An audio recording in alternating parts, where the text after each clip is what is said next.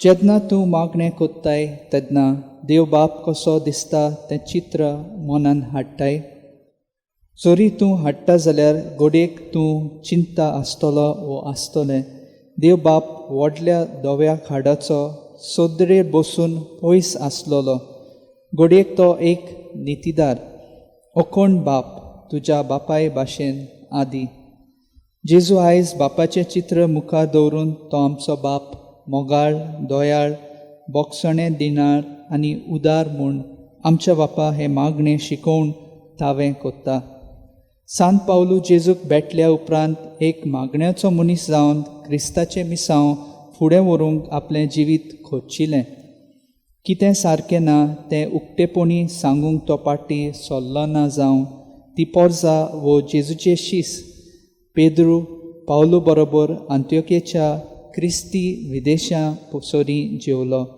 पूण जेन्ना थंय जुदेव क्रिस्तांव आयले तेन्ना तो पाटी सोल्लो.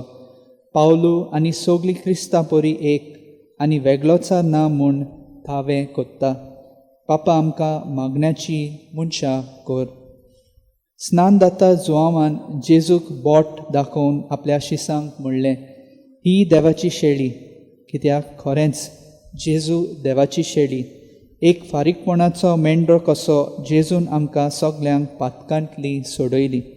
आपूण निरोपराधी आसून पासून ताणें आमचे खातीर बारादीक कुरीस सोंसलो. जे आमचे खातीर पातकी तो आमचो पातकां बोगशिलो.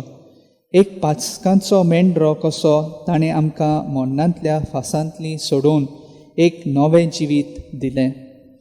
सर्वेस्पराच्या चाकरा भाशेन जेजून आमचे खातीर सोगलें सोंसलें आनी आमकां पेकोवणी दिली.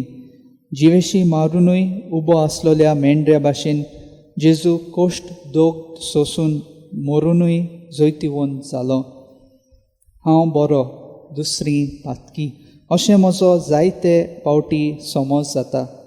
न्हयच दुसऱ्याची चुकी सोंसणीकायेन भोगच्यो, पूण तांच्या पातकी जिविता सयत तांचो मोग कोचचो आनी तांचो भार फुडें व्हरूंक तांकां आदार दिवचो.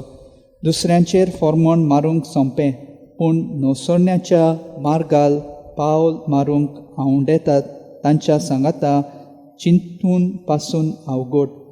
देखीक बेबदिकाय आनी ड्रग्स घेतल्यांक वायट म्हणूंक सोंपें, पूण तांकां आपणावंक कठीण. जायतीं आमची भावां भयणी तांकां भेट करून अल्कोहोलिक्स अनॉनिमस जमातींत हाडूंक प्रयत्न कोत्तात. आयज जावन ही देवाची शेळी ही उतरां बेश्टी उतरां आमकां जावंक फावना, पूण क्रिस्ती मोन आनी जागृताय आमचे भितर हाडूंक एक सोयेक जावन दी. जेजू देवाची शेळी जालो.